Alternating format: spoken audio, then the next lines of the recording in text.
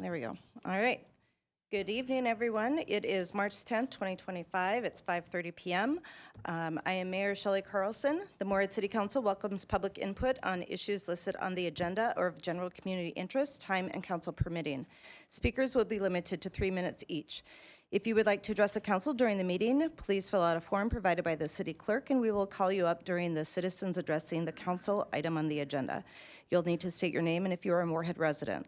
If comments were submitted to the clerk prior to the meeting via email or phone, those comments will be entered into record. For more information on participation, please visit the council meetings page on the City of Moorhead website at moorheadmn.gov. We, the Moorhead City Council, collectively with gratitude acknowledge the sacred land the City of Moorhead is built upon. We acknowledge the people who have resided here for generations and recognize that the spirit of the Dakota, Ojibwe, Métis, and all Indigenous communities permeate this land. With that, could I get a roll call, please? Ryan Nelson. Here. Nicole Matson. Here. Heather Niesmeyer. Here. Emily Moore. Here. Deb White. Lisa Borgen. Sebastian McDougall. Here. Chuck Hendrickson. Present. Mayor Shelley Carlson. Here, and for those who are able, please stand for the Pledge of Allegiance.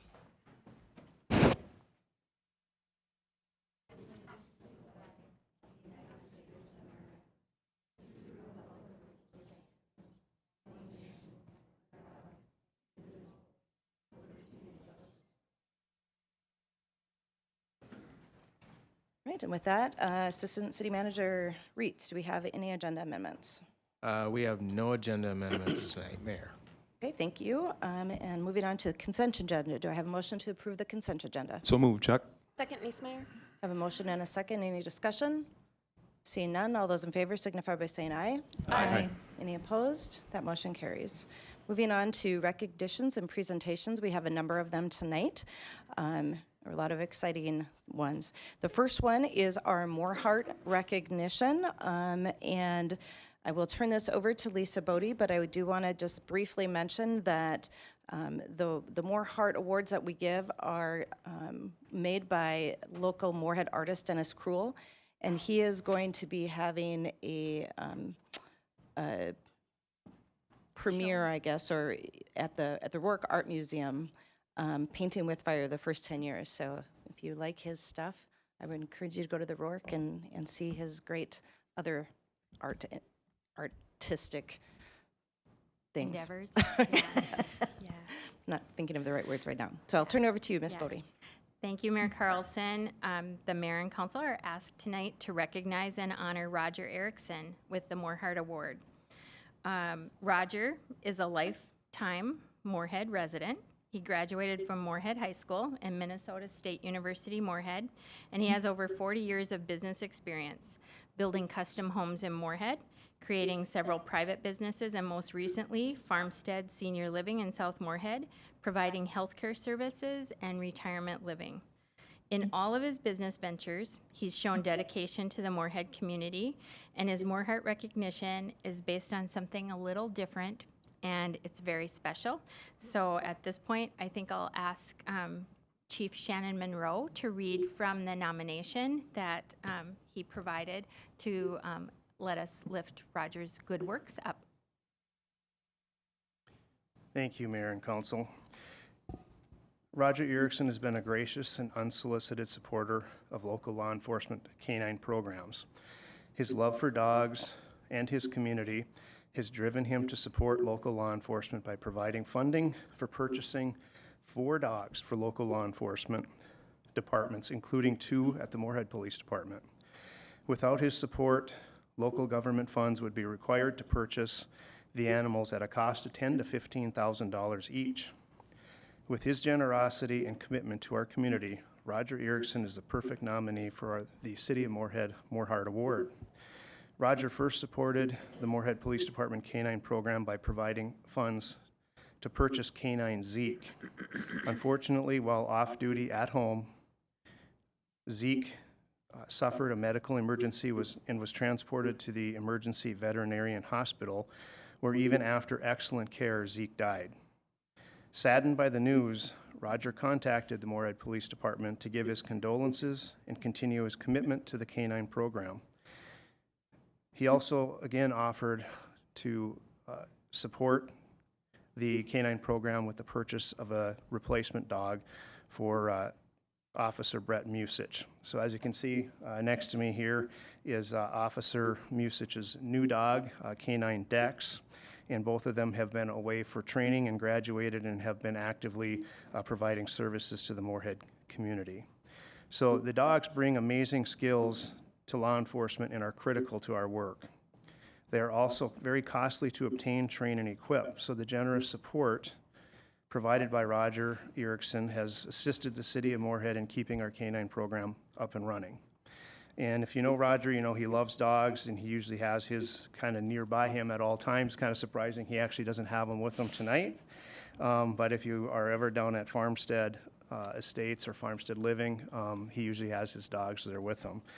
So we want to thank Roger from the bottom of our heart for his ongoing support for our canine program.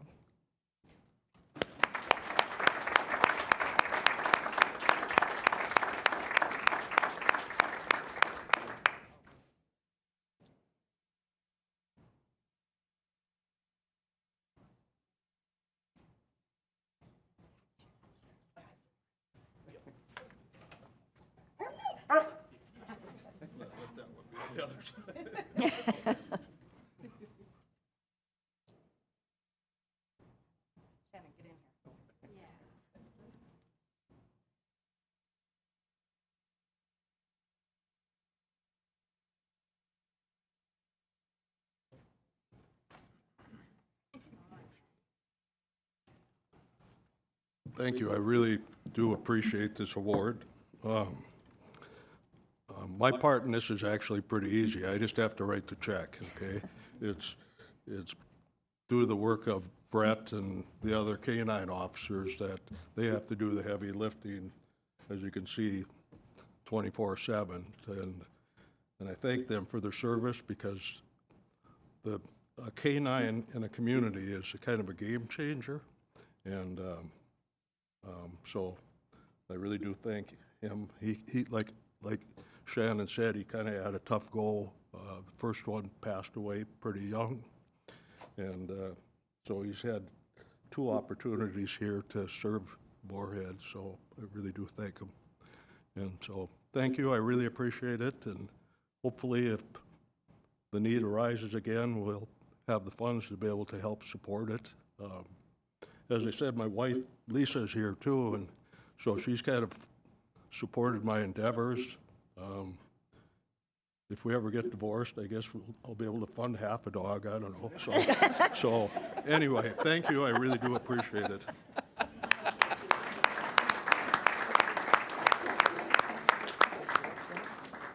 I got a lot of our staff who's been very... Oh, another one? Just a group picture with the folks. He brought his work family. A quick picture, I guess.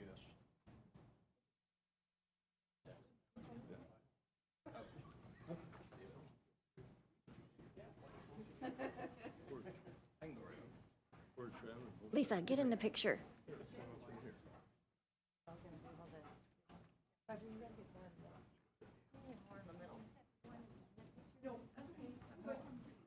I'm good. I'm sorry. I'm switching with her. Lisa, you should be in here, though. Yeah. No. Yes. Lisa Bodie, maybe grab it.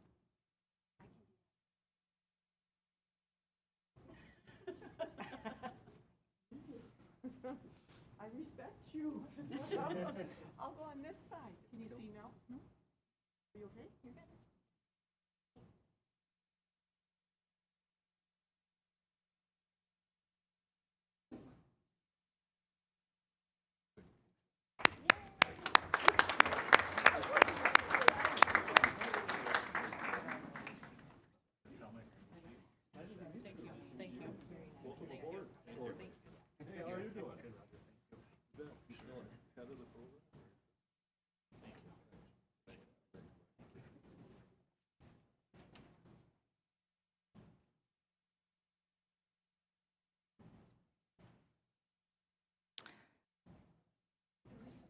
Thank you again, Roger, for your very quiet contributions, because he never wants to be acknowledged necessarily for this, and for all the other kind things that he does. And now he's leaving, but He was a builder at one point in time of his life and helped out a very young couple who couldn't purchase the lot to build their house, and so he purchased it. And when we closed on the house, we were able to roll it into our mortgage, and that was just one of the ways that he quietly helps people in this community.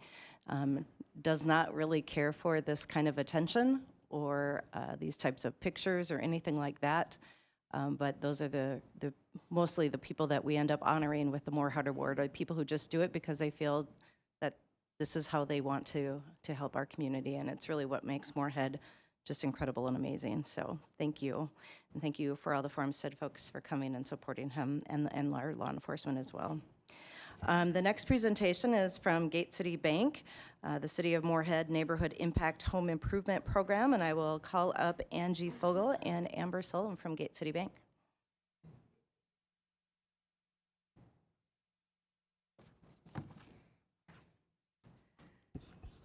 Good evening. Thank you for having us. My name is Angie Fogel. I serve as a personal loan officer with Gate City Bank here in Moorhead.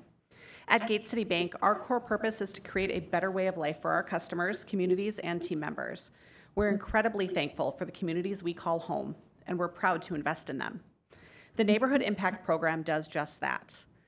This program is one of the multiple similar programs we offer across our footprint and is designed to revitalize mature neighborhoods by helping homeowners make repairs and upgrades at a below-market interest rate. Qualifying projects will range from patio additions and new garages to safety repairs like furnace replacements and accessibility adjustments.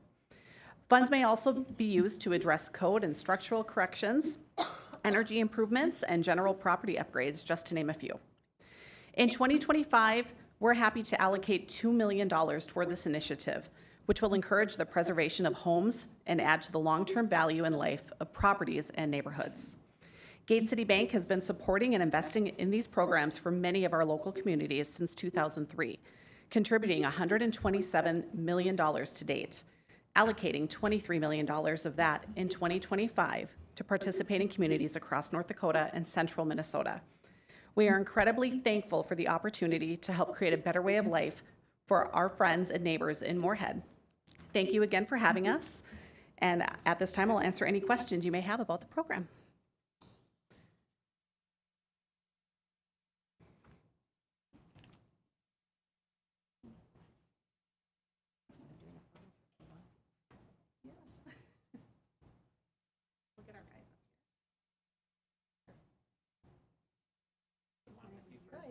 Come on in.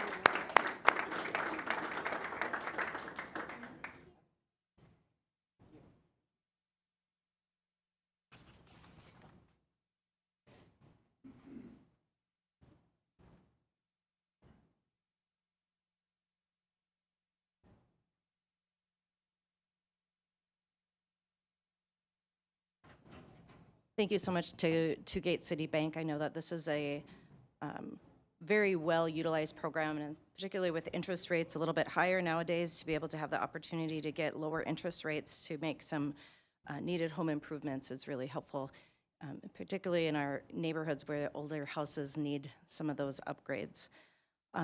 Next is a proclamation of Kurdish Heritage Month, and Councilmember Sebastian McDougall will be reading that as a representative from the Moorhead Human Rights Committee. Okay, official proclamation, City of Moorhead.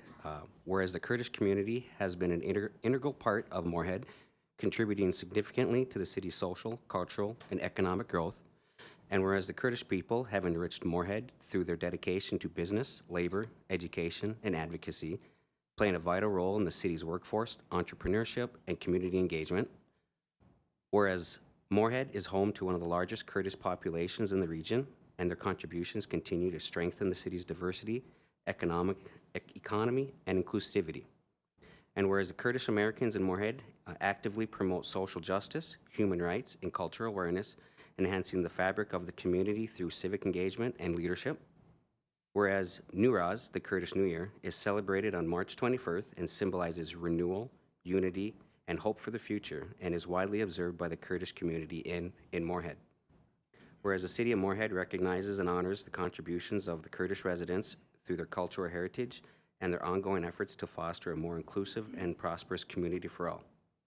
Now therefore be it resolved that Shelley Carlson, Mayor of City of Moorhead, does hereby proclaim the month of March 2025 as Kurdish Heritage Month, and encourages all residents to celebrate the rich history and culture and tradition and contributions of the Kurdish people. Thank you, Councilmember McDougall.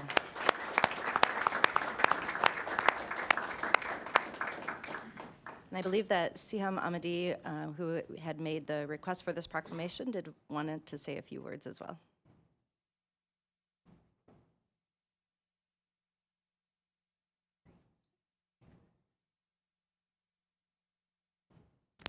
Thank you, Mayor and council members. March is significant for Kurdish people, as you heard. It's a time of renewal, and Kurdish people have lived here for over 40 years. As I have my great friend, Mr. Hamid Al-Mahdi here, so one of the first ones to settle in this region.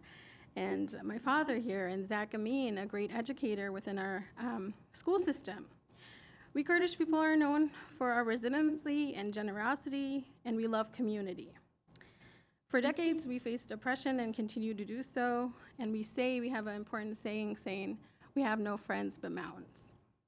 But in Moorhead, there are no mountains, but we found friends. So although we are the largest ethnic group in Moorhead, we are happy to contribute to Moorhead in any way. We are proud to be now second and third generation Kurdish Americans living in Moorhead, contributing to all areas. And this is really going to be exciting for us as we continue our celebrations in Nowruz, going into the spring, and continue to live and give back to the community. So again, thank you so much. As a proud Kurdish American, I thank you all. And today is also Kurdish Clothes Day, and I'm wearing Kurdish clothes. So, and again, Kurds really stand for freedom and democracy, and we're all about survival and helping our communities out. Thank you again.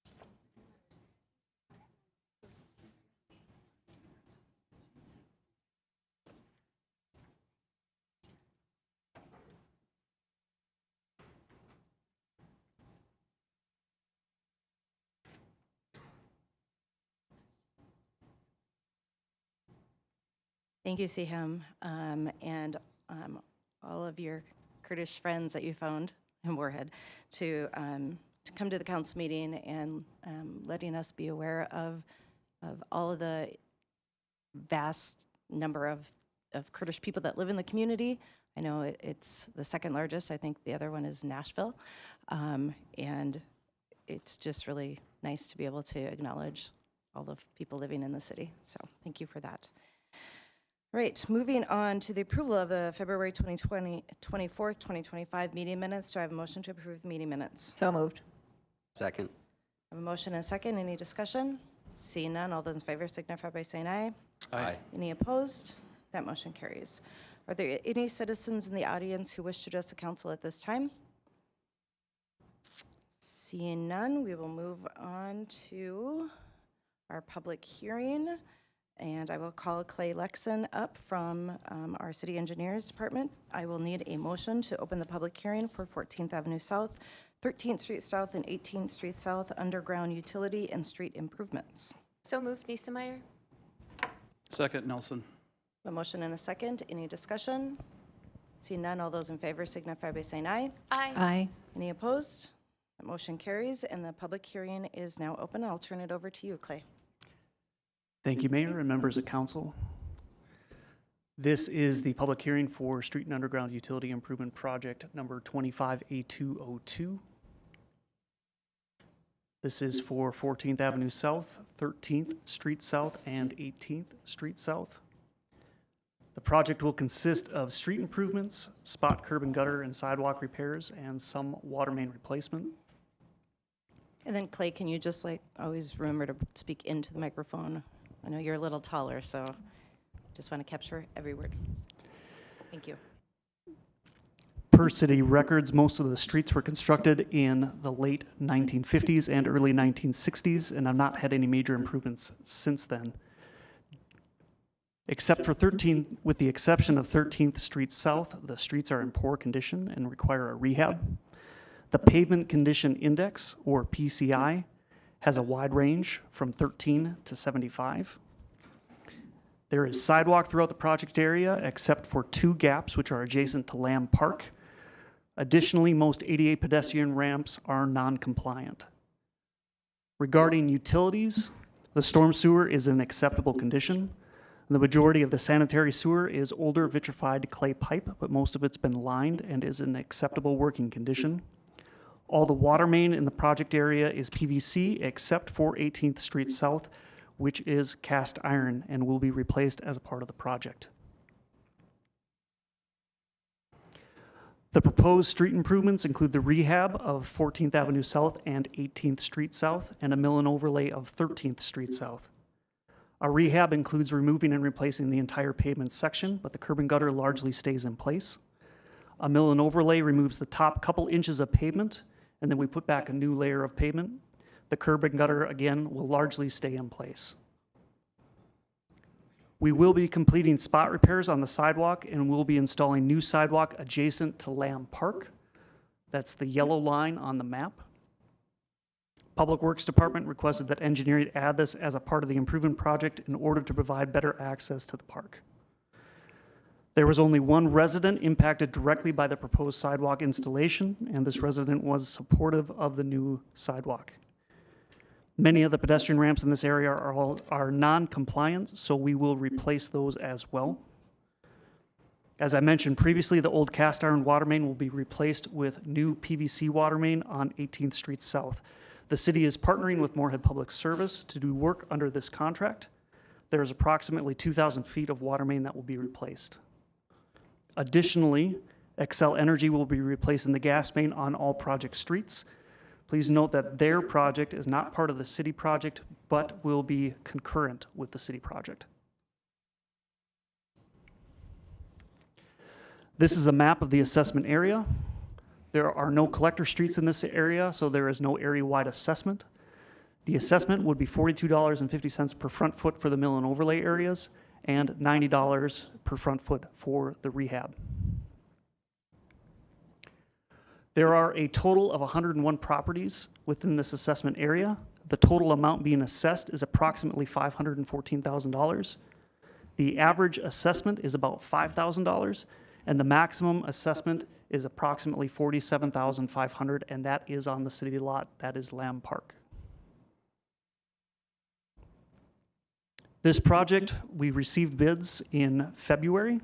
The total project cost is expected to be about $2.77 million.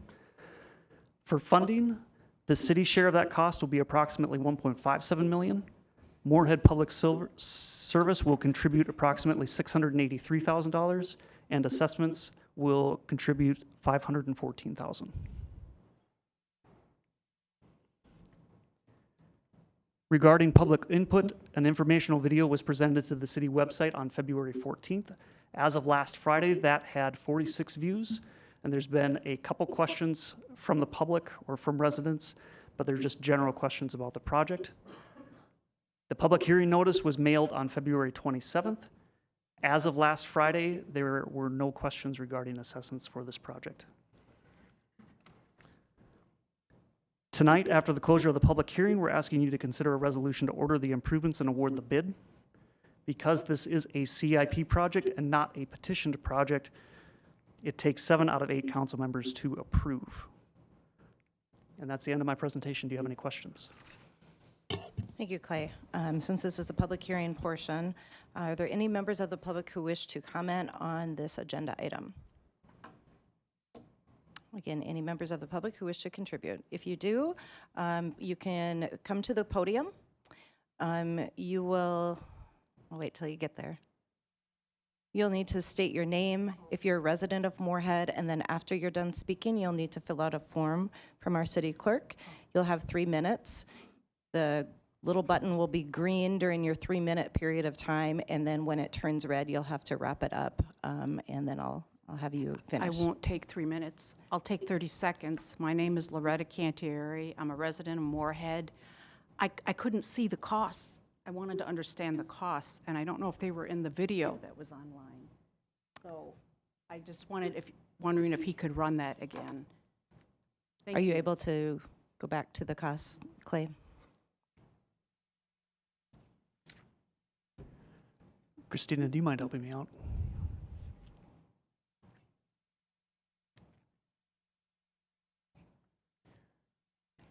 Maybe if you could just reiterate that, that would be great. Could I ask a clarifying question? Yeah. Was your question to assessments, or was it to the total project cost? Oh, to the assessments, yeah. Okay. And someone said they are online, so my apologies. Nope, that's okay. We have, just to reiterate, there's 101 properties within the project area. Average assessment for residential properties is about $5,000. We're assessing a little over $500,000 in the entire project. The maximum assessment, which is also the city-owned property, is $47,500. Thank you, Clay. And if you can just maybe speak briefly to the fact that homeowners don't have to pay that amount in one lump sum, that they can pay it over a period of time? Yeah, typically assessments are spread out over a period of 20 years. Thank you. Yep. All right. Are there any other members of the public who wish to make a comment during this public hearing time?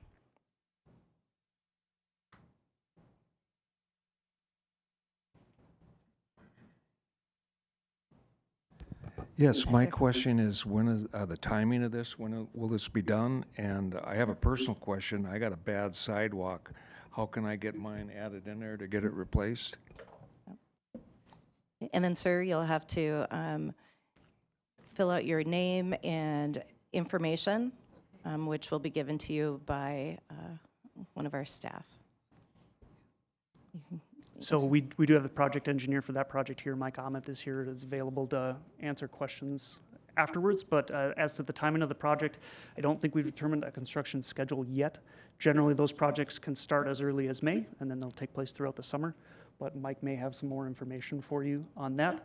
And then for sidewalk, if a resident wants to request additional work be done, we're happy to do that and happy to add that in.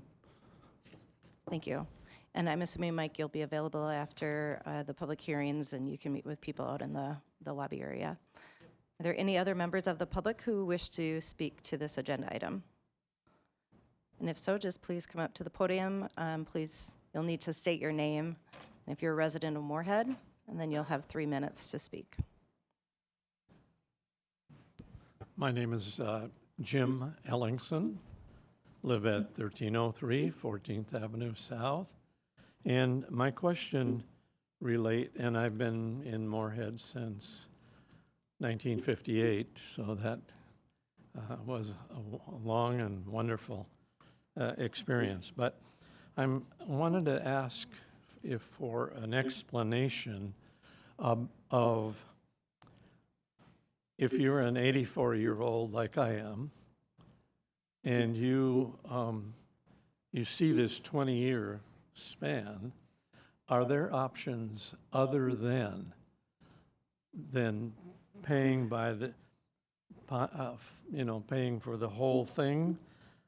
If I did that, someone else would get the advantages that it doesn't seem that I should be paying for the whole 20 years. And I would guess there are options. But let me throw one out to you and just see if it's okay or if it isn't. If we took half of the $5,400 and paid that upfront, then what happens to the interest?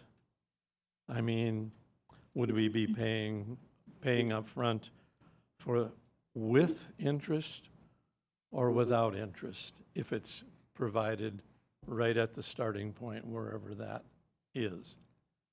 And any other sorts of options like that, I would be interested in hearing, because my choice would be to pay upfront for 5 years. All right, thank you, sir. And I will turn it back over to Clay to address those questions. Okay.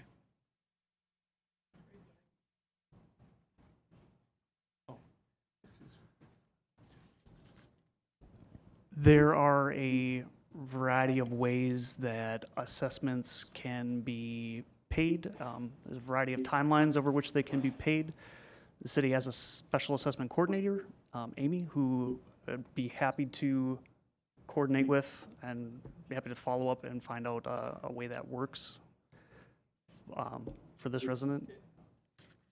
Okay, thank you. And anyone else who would like to speak during the public hearing portion? All right, seeing none, I'd be looking for a motion to close the public hearing portion of this agenda item. So moved, Niesemeyer. Second, Borgen. Motion and a second. Any discussion? Seeing none, all those in favor signify by saying aye. Aye. Any opposed? That motion carries. All right, the public hearing portion of the agenda item is closed. And for those residents who had specific questions, Mike from our engineering department will be able to meet with you out in the lobby to address those specific questions.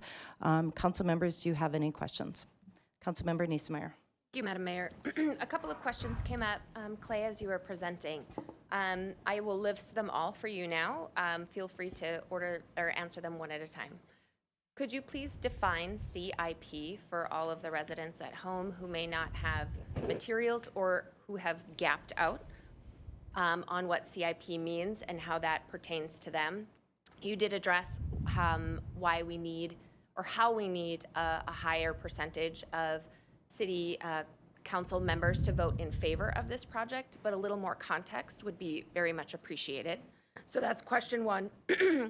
The communication about this project and the timeline.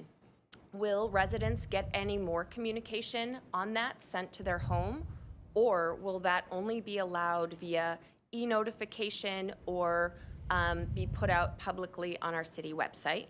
So Councilmember Niesemeyer, how about we just do one question at a time and let him respond, and then we can do it that way. Sure. So to your first question, the CIP is a capital improvement plan. So the city will put together, and especially specifically with the engineering department, we plan out typically 5 years in advance for projects. So we will take a look at the streets that need to be done, what needs to be done on them, and then we kind of arrange them and schedule out projects. Typically it's 5 to 6 projects a year that we're doing this nature of work. So for this year, it's pretty typical from last year, but it's 4 to 5 to 6 of these street improvement projects. It's part of that capital improvement plan, part of the budget that the city approves. Marvelous, thank you. Regarding resident communication, there's a number of ways that residents can stay up to date on our projects. They'll receive notification prior to construction about when we're expecting that to start. So there'll be a notification that way. There's also an option for them to sign up for e-notifications on the city's website, and they'll receive periodic email updates kind of at key points in the project as it progresses and before it starts, giving them notification of closures and things of that nature. And then there's also, we have a mapping page on the city's website as well, where we will provide, there'll be updates up there for road closures and things like that. Go ahead, Councilmember Neesmeyer, with your Marvelous. next question. Thank you. I appreciate the details. If people had additional questions, we've had residents ask about funding, costs, options for paying their assessments. I understand and I know that they won't get that assessment applied until after the project is done.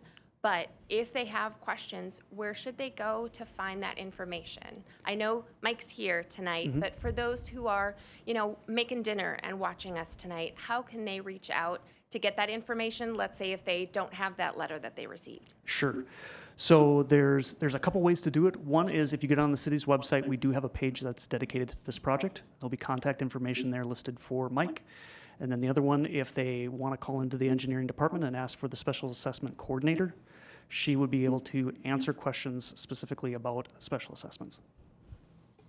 Marvelous. Thank you, Clay. I sincerely appreciate that. You're welcome. Thank you. Any other council members have questions? Councilmember Hendrickson. Question for you. I noticed you had one sidewalk that's going to be repaired. How do you know which sidewalks to repair? I mean, is there like a grade level, or I've always wondered that. So are you referring to the sidewalk by Lamb Park? Yeah. Well, so there's currently no sidewalk there. Okay. So there's a gap there. So we're proposing to fill that in. It's a public area. We want to provide better access there, so we're proposing to fill that in there. In general, though, if there's sidewalk that needs to be replaced or repaired, we're evaluating that a year ahead. So we'll actually walk through the project area, determine if it needs to be replaced because it's old or if it's out of compliance. So if there's a number of things we can do. We can replace concrete, we can replace the sidewalk, or there's things that we do to grind down edges, to take out trippers and other hazards like that. Okay, and if sidewalks aren't accessible, those are automatically fixed? Generally, if we are doing it, if we deem it acceptable and a resident wants to have their sidewalk replaced, they can petition us to do that work. Okay, thank you. Any other questions from council members?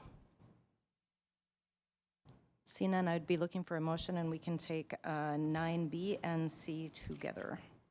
Move to approve 9B and C. Second, Moore.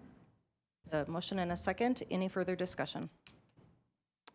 Seeing none, all those in favor signify by saying aye. Aye. Any opposed?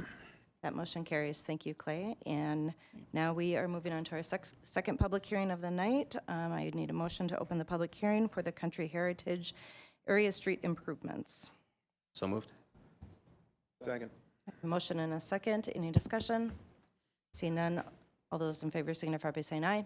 Aye. Any opposed?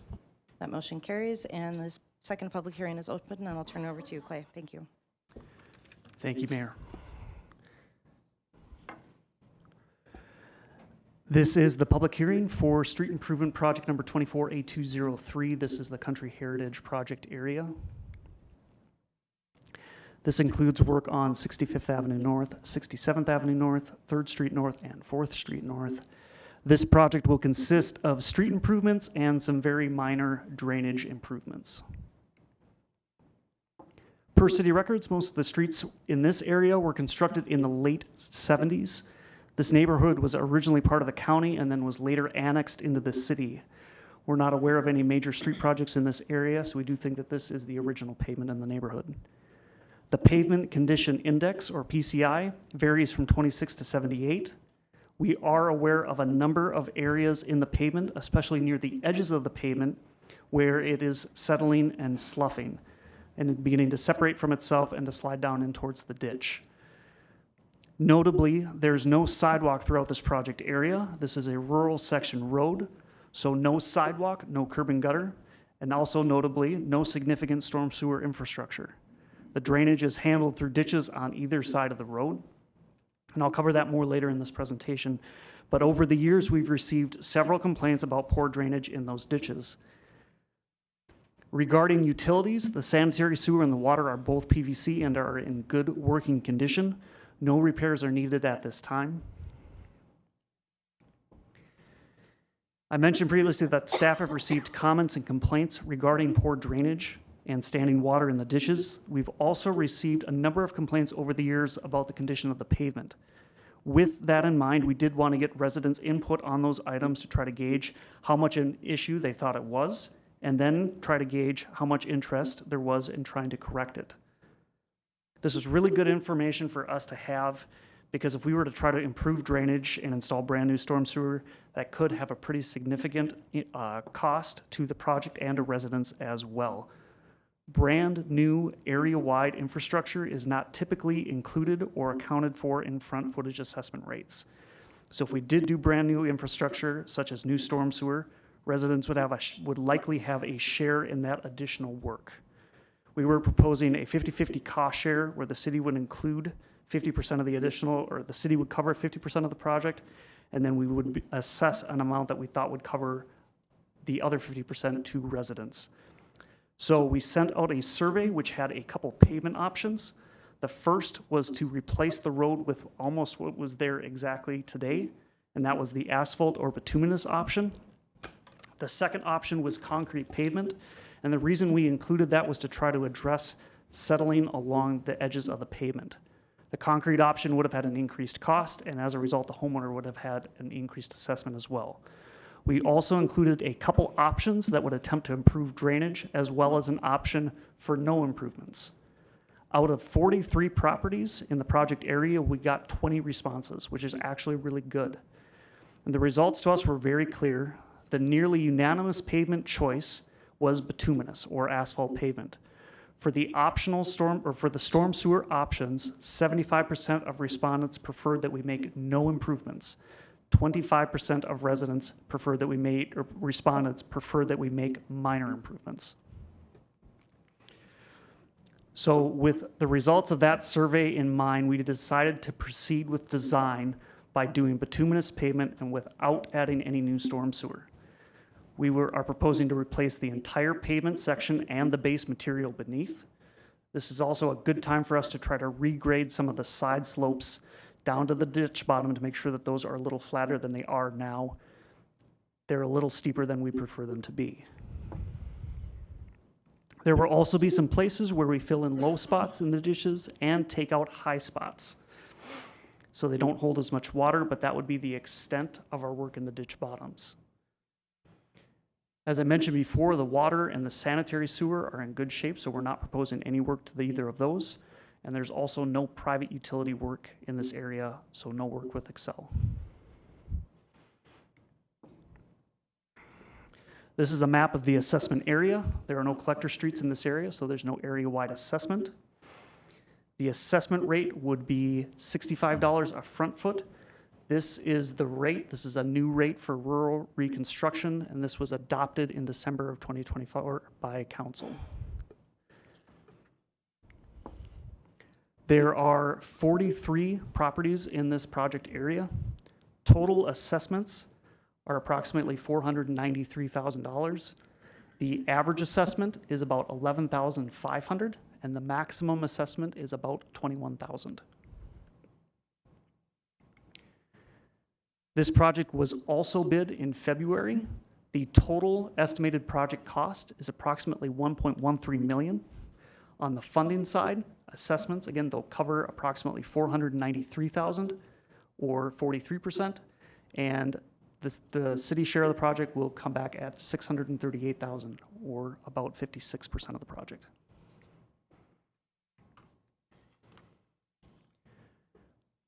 To circle back on the public input aspect, we had the survey that was sent out in fall of 2024. We had 20 responses out of 43 properties. We also posted an informational video to the city's website on January 21st.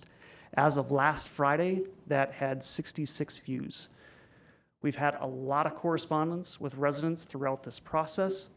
There's been questions regarding drainage, access during construction, what we're now proposing to do with improvements. They've also been aware of several graduation parties, so we will be delaying start on the project until after June 3rd. Should hopefully help with that. And then we've had a number of questions on assessments.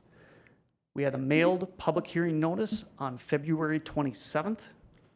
Since last Friday, we've received one question regarding assessments, and that was how they were calculated. Again, tonight, after the closure of the meeting, we're asking you to consider a resolution to order the improvements and award the bid. And that's the end of my presentation. Thank you. Thank you. This is the public hearing portion of the agenda item. Are there any members of the public who wish to speak to this agenda item? Again, any members of the public who wish to speak to this agenda item? Seeing none, I would be looking for a council member to make a motion to close this public hearing. So moved. Second. I have a motion and a second. Any discussion? Seeing none, all those in favor signify by saying aye. Aye. Any opposed? That motion carries.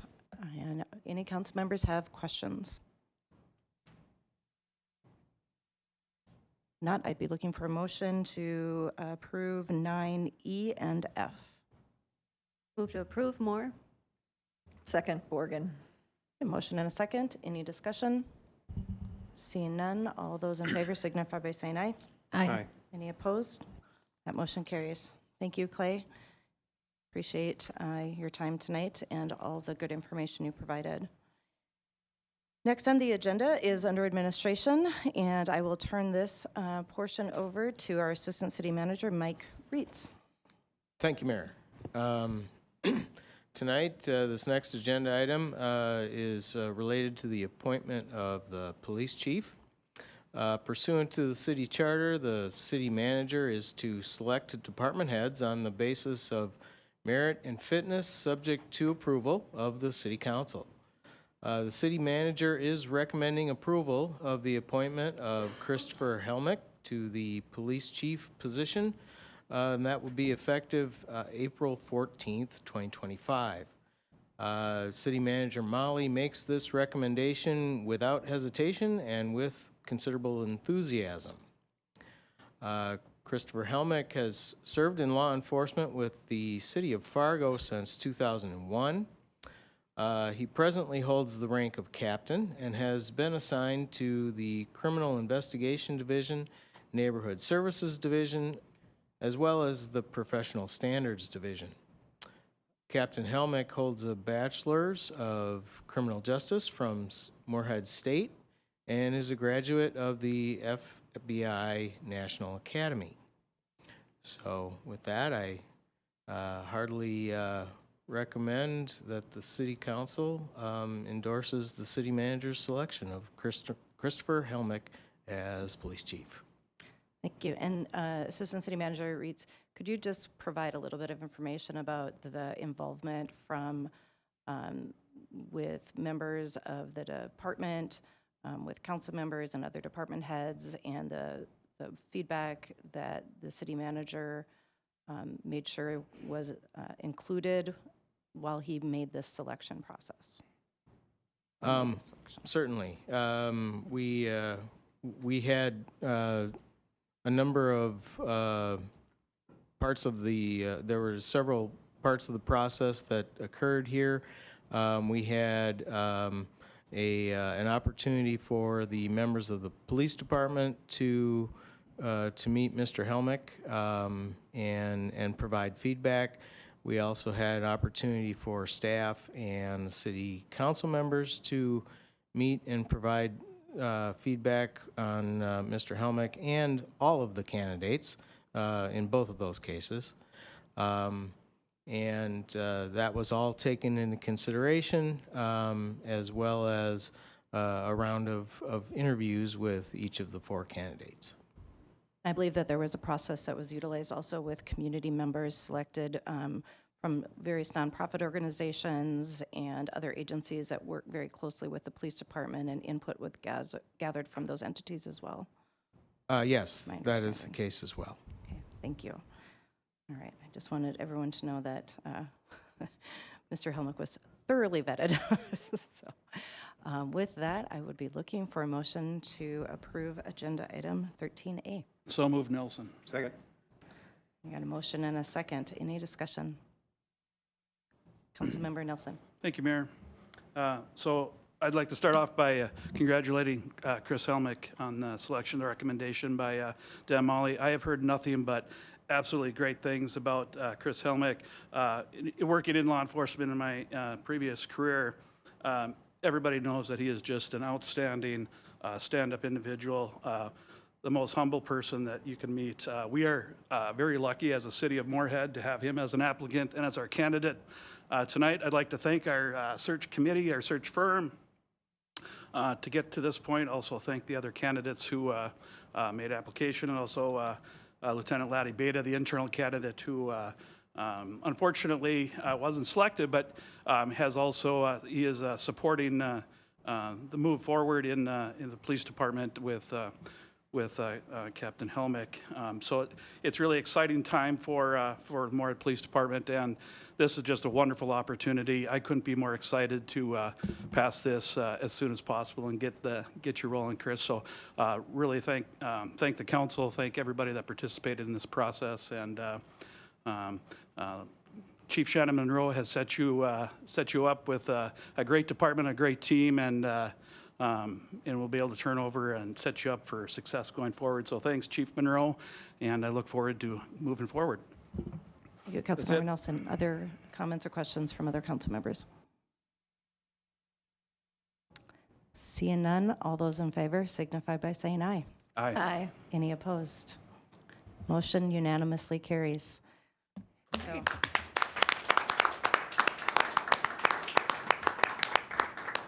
Future Chief Helmut, would you like to say a few words? Well, good evening, Mayor, council members. First of all, thank you very much for the privilege to be your chief.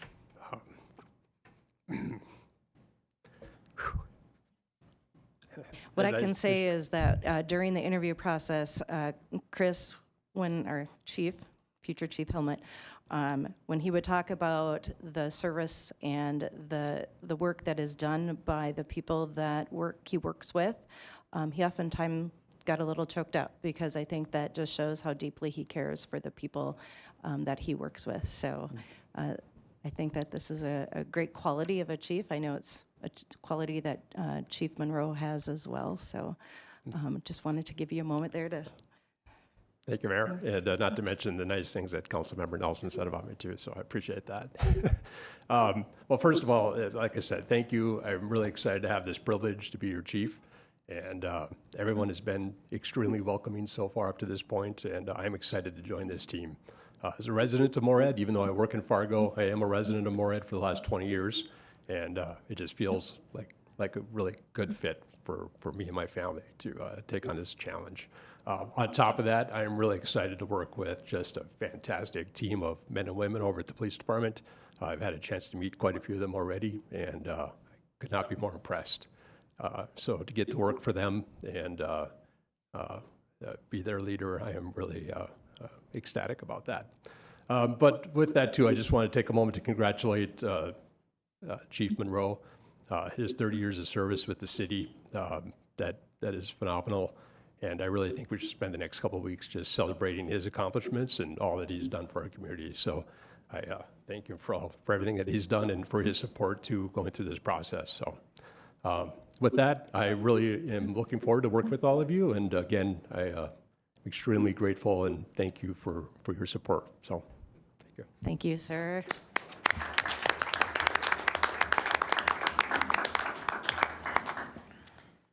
And I believe that future Chief Helmick's first day will be April 12th? Is that 14th. 14th, okay. That was a lot of numbers that you were giving me, Amy. So April 14th.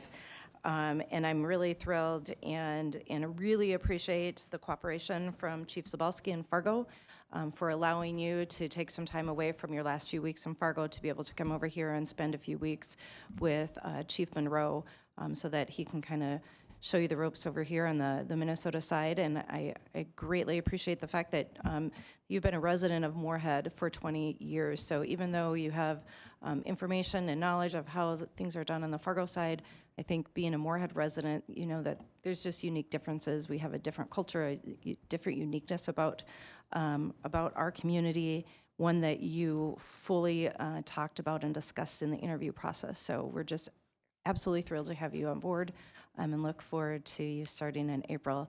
But appreciate that you want these next few weeks for us to be celebrating Chief Monroe's achievements. the last 30-some years here in Moorhead. So thank you so much.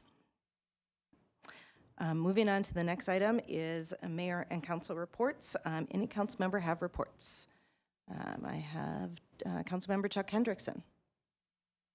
Yes, no? I gotta go to the bathroom real quick. Okay. Never mind then. Please don't report from there. Councilmember Niesemeyer. Thank you, Madam Mayor. First, I have a report from the Airport Committee. We were able to meet a couple of weeks ago. This committee meets quarterly, and we are currently exploring having a fly-in this fall as part of Greater Moorhead Days. So those committee members are helping plan and look for volunteers. And if you are a business or an individual in our community that you are interested in participating, or even if you have ideas, make sure to drop me a note. I would love to share that with those of us who are participating in the planning and exploration of this event. The Solid Waste Advisory Committee met just last week on March 6th, and we will meet again in April.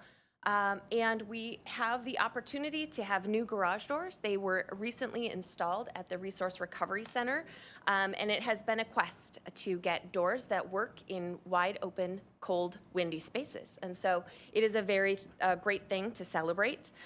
There will be an opportunity for community members within Clay County and the city of Moorhead to look to legislation that our own Senator Rob Kupek has authored. It's SF 1690, and it is an opportunity to develop a stewardship program for circuit boards. I'm going to make sure I don't miss anything. Circuit boards, batteries, and electrical products. Currently, the costs to transport these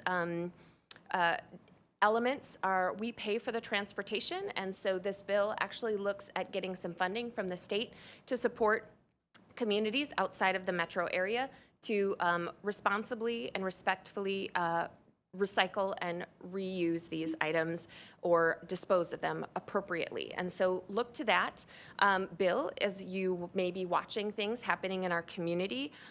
It's something that's quite exciting. Third, I would like to thank International Women's Day for being hosted here on Saturday, March 8th. I had the opportunity to go and experience this wonderful event at the Armory. I want to thank all of the attendees, the participants, the sponsors, and the planners. It was an outstanding event, and I'm very glad to have it hosted for the first time in this great city. And so for those of you who are there, great. If not, look for it next year. It is March 8th every year. And so that's pretty great to put in your calendar for next year. I also want to thank the Ward 2 members for coming to speak tonight about our utilities and road updates project that we had the open hearing for. I know it takes a lot of courage to step forward and speak your name and your residency status, as well as share your concerns and thoughts. And so I want to reiterate that my door, not my home door, but my proverbial door is always open. And please to reach out to me via text, email, or phone call. And if you would not like to visit with me, Councilmember Moore is also exquisitely communicative for Ward 2 residents, as well as the rest of the residents of Moorhead. So please continue to show up, share your concerns and thoughts, and reach out to us if you are unable to be here at the meetings. Thank you. Councilmember Mattson. Well, I just want to say you're welcome, because I also attended International Women's Day. So she thanked everyone who attended, and you're welcome. Okay, sorry. I was able to attend foundational training at the League of Minnesota Cities for new city council members, because there's a lot to learn about how to be a city council member. And so they taught us a bunch of things. It was lovely to spend time with council members Moore and Borgen, and it was a very good training, and I appreciate the fact that the cities sent us there. I also went to a Clay County Collaborative meeting. Just as a refresher, the purpose of the Clay County Collaborative is to bring service systems together to coordinate and integrate resources and services for children, youth, and families in Clay County, essentially to help support families to keep kids out of county custody via either Children and Family Services or juvenile detention. So programs that support kids and families in that way get funded by the collaborative. We get about $200,000 a year from the state for the county to distribute to various programs. The application for this year's funding cycle is going to be out soon. If you can either reach out to me or visit claycountycollaborative.org if you're interested in learning more about how to apply. I had mentioned a couple meetings ago that we thought that we had a surplus that we were going to have to spend down, and in the last meeting we did get more information on that. We are going to have to spend an extra $200,000 every year for the next 4 years. We have come up with a plan to do that, and it involves funding previous applicants in several fiscal years who have already applied. A little complicated, happy to explain it later if you're interested. But again, if your organization provides services to children, families, and youth to help support them to keep kids out of the system, claycountycollaborative.org, and you can find the application for next year's funding round, or this year's funding round. Thanks.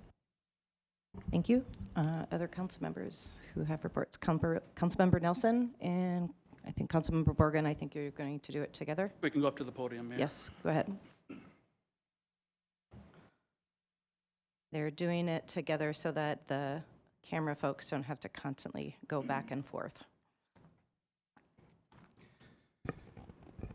Thank you, Mayor. Good evening, Council and Mayor and citizens. We're here. We're part of, Councilmember Borg and I are part of the legislative work group. We've been busy the last several weeks, so kind of giving a summary, and that's why we're up here together, just kind of sharing our report to the council here. So, like I said, Councilmember Lisa Borgen and I and Mayor Shelley Carlson are on our legislative work group.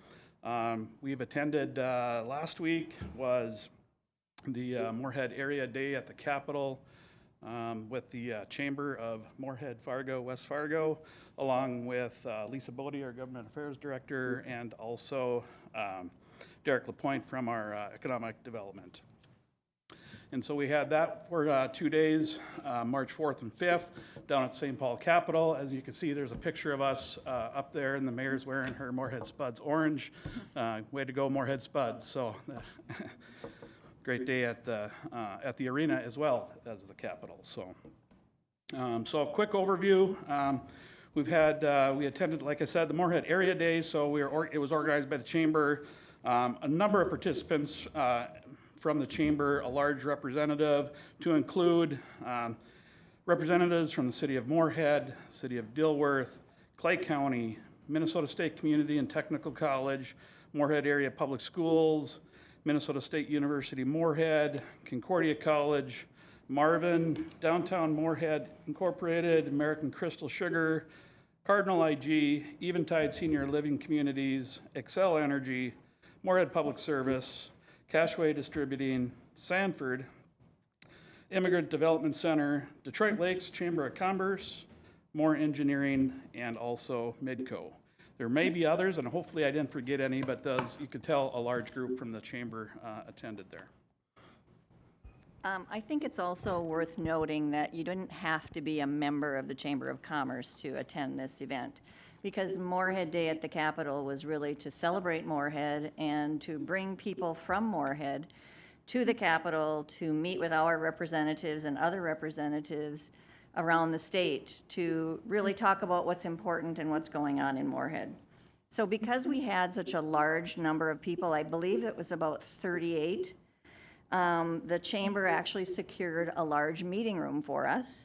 And we met with elected representatives, senators, and they really engaged our group in discussing current legislative actions, and they participated in an open discussion with us, which was really nice.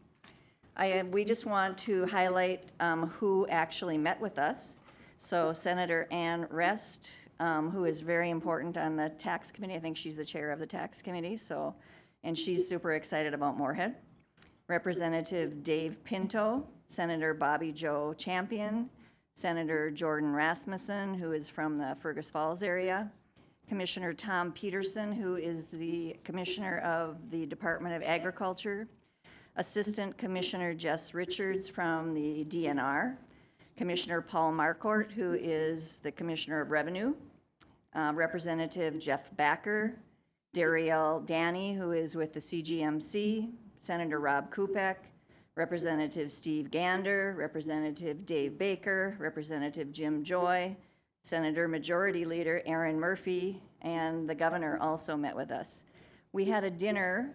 We invited many of the same folks, and many of them came. There might have been others that came, and we didn't get them on our list, but it was really a nice visit and really made Moorhead feel important to the people who are making the decisions in St. Paul. So we really want to extend our gratitude to the Chamber for organizing the event and coordinating it with these officials. We appreciate the legislators who attended and listened and are working on our local and statewide issues. Unfortunately, our representative from Moorhead, Heather Keeler, declined to meet with the group during the event. So the legislative priorities that we heard from all of these representatives and senators was really they need to pass a budget before May 19th. And they also need to pass a bonding bill. So they, of course, talked to us about that and the timeline and how close the division is. And, you know, I have to say, most of the people that we talked to were very positive about getting this done on time. You know, time will tell. It's very complicated, and, you know, we might have a special section, but we'll see what happens. Other key discussion topics with the group and with all of these folks was the paid family medical leave. And there's some concerns about that issue. They were voiced by many of us in the group. They have only hired less than 30 people that are needed. There's 400 people that are needed for this new group, this new administrative agency to handle this new bill. The cost implications for employers and employees really, I believe they need to think a little bit more through. There's lots of bills floating out there about how this can be tweaked and made better. There's other potential amendments. There's some bills to perhaps delay its implementation to make sure that it's ready before it's rolled out and people aren't ready to do it. You know, Superintendent Lunick was there, and he's concerned as well. $750,000 is what it's going to cost the Moorhead School District to implement this program. And that's only the employer part. That's not the amount that the employees are going to have to pay. I think the estimate for the city of Moorhead is about $225,000.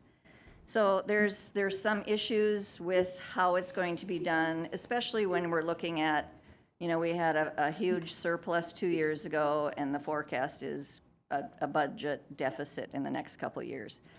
I have to say that, you know, no one is against paid family leave. It's just how do we do it that will actually work for employers and employees and the state. So I'm hoping, we were all hoping that this continued dialogue about how to tweak this program, you know, gets us somewhere closer to actually being able to implement with the rules, you know, given to HR managers and business managers ahead of time so that they can actually implement it correctly. We also talked a lot about K-12 and higher ed funding. We talked about the business environment to attract and retain businesses in Minnesota, which is really the economic driver for all of our cities. And then there was also a meeting set up with the Immigrant Development Center with the governor's office to discuss the Moorhead Cultural Mall. So as you can hear, there was a lot of good stuff that happened, and, you know, we're really appreciative that we were able to be a part of that.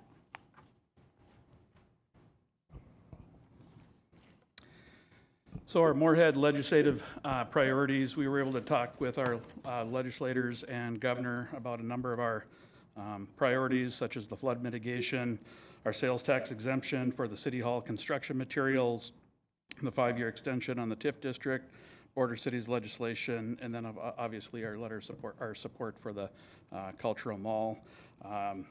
You know, Senator Kupek is the chief author on most of those bills right now. There's nothing currently on the border cities legislation, but I understand that we expect that'll probably be coming in the near future.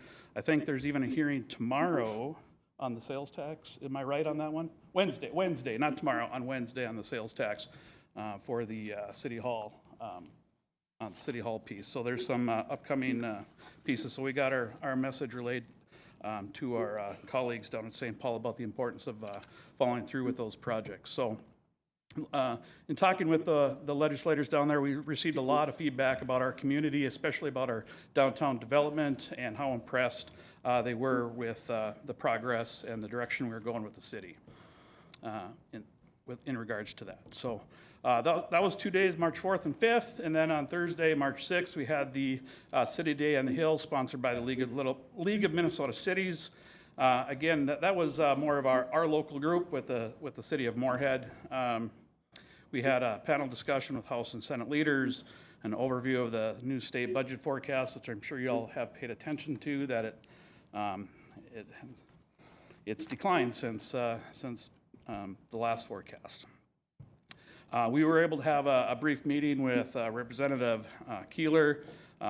She's already aware of our legislative priorities at that point, but she did receive some of the tax bills right then and there at the Capitol that day. So kudos, great job for our city staff, Lisa Bodie, Dan Molly, Mike Reitz, Derek LaPointe, in communicating our priorities prior to our legislative team even in getting there and promoting that even before we get to the Capitol. So some of that work is kind of already done, so thank you. And then kind of fresh in,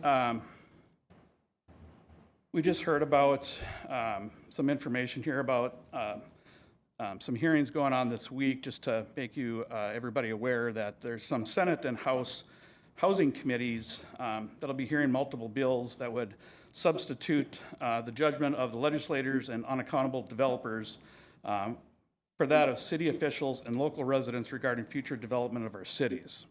And it's called the Yes to Homes legislative package, which attempts to address the desperate need for more housing everywhere in the state by slapping handcuffs on local government and imposing unfunded mandates along with unrealistic goals.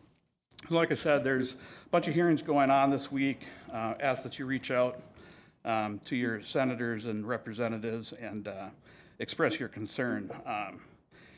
Letting them know that the Yes to Homes package does nothing to address our housing crisis in greater Minnesota. A one-size-fits-all does not work for greater Minnesota. If it works in Minneapolis, St. Paul, we know that it doesn't necessarily mean that it'll work out here in greater Minnesota. So this legislation ignores some of the city efforts that we have made and insists that the one-size-fits-all works, and we know that that's just not true. We do know that city officials in greater Minnesota, including Moorhead, want to work with legislators to increase housing availability, but we need to work together on solutions that target actual barriers that we face. So if you could reach out to the governor's office, senators, representatives, let them know that you have concerns about those bills, we would appreciate that. So just in conclusion, I do appreciate the work of the city staff on the legislative work. It's quite apparent, even when we attended the CGMC conference several weeks ago. Our team really makes a great impression down there in St. Paul. Very influential. We're doing great work up here. The number of representative senators that Councilmember Borgen talked about, they all talked about the DG Fuels project and the downtown redevelopment project and everything that's going on. We're getting noticed by all these people. The governor, it's really impressive. So they're doing great work down there. So we just hope we can get a bill and a bonding bill passed here this in May and move forward. So thank you for your time. Thank you very much for the recap, Councilmember Nelson, Councilmember Borgen. Any other council members have reports from committee hearings at all? Councilmember Moore. I'll make it real quick.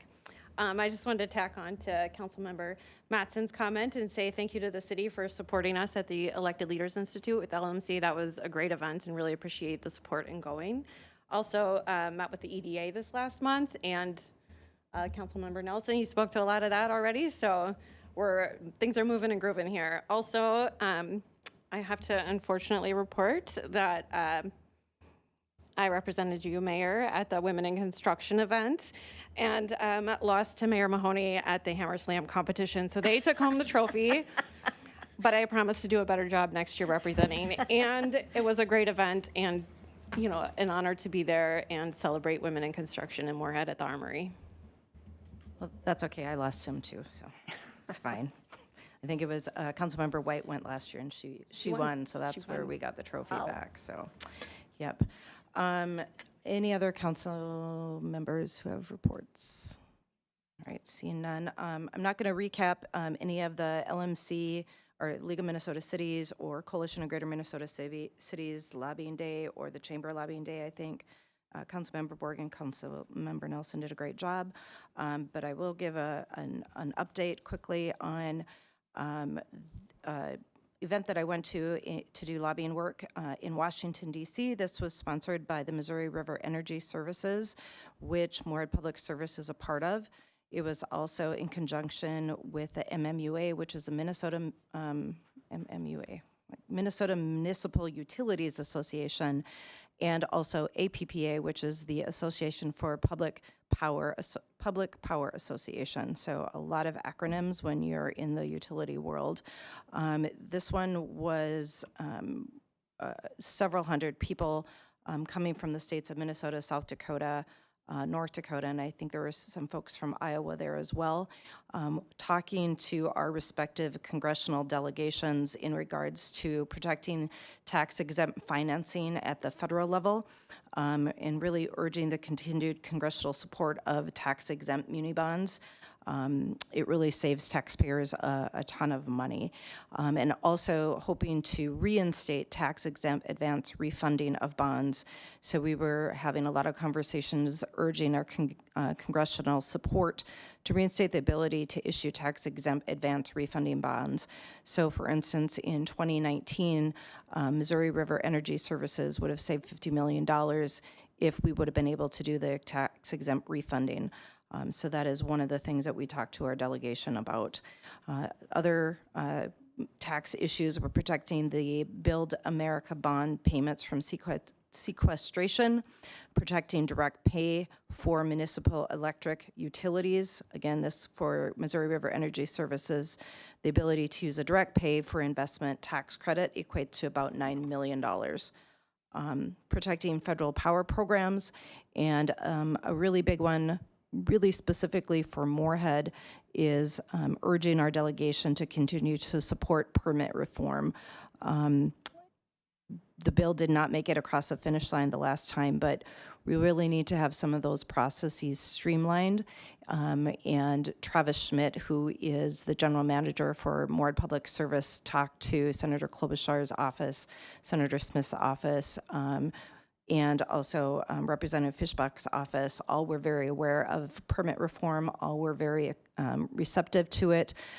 If DG Fuels wants to be operational by 2030, we would need to be able to see some of the streamlining of these permits, the permit reform at the federal level in order for that to occur.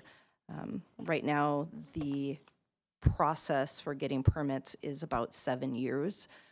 So the math doesn't really work out if they want to be operational by 2030, and right now it would take until 2032. So those were some of the items that we did lobbying for down in Washington, D.C.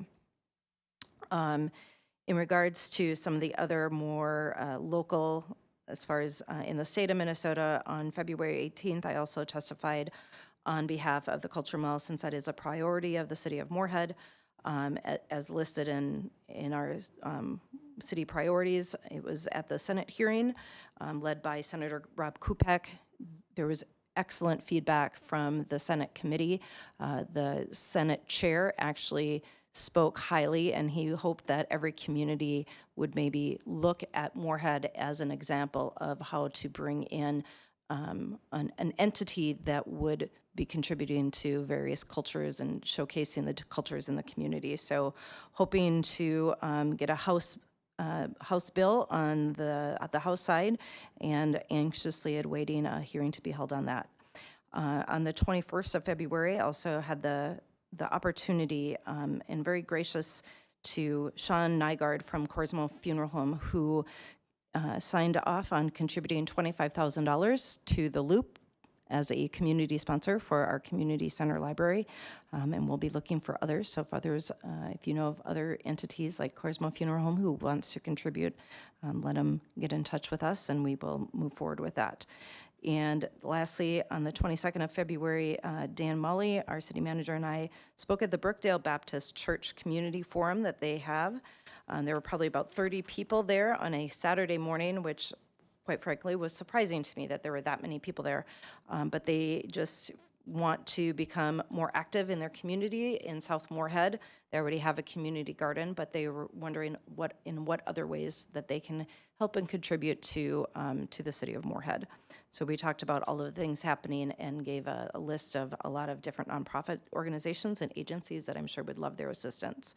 And last but not least, I just want to send a congratulations out to Class AAA 250-pound wrestling title that was won by Moorhead Spud Billy Ward, and then also to our Moorhead boys AA hockey team who won the first ever Moorhead hockey championship in St. Paul this past weekend, and to Brooks Cullen, who won the Brooks Award, and Mason Kraft, who was selected as the 2025 Mr. Hockey of Minnesota, and Coach John Ammerman, who was selected the 2025 Coach of the Year.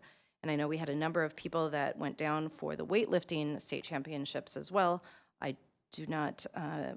was not able to see that if any of them won a championship, but I know that we had a number of people going down, so congratulations to all those incredible athletes in the city of Moorhead. And that is all I have, so I will turn it over to you, Assistant Manager Mike Reitz, for any updates from you. No updates this evening, Mayor. All right, and I've lost my agenda. Here it is. All right, and we do not have an executive session tonight and no new business, so with that, we are adjourned. Good night, Moorhead. Go Spuds.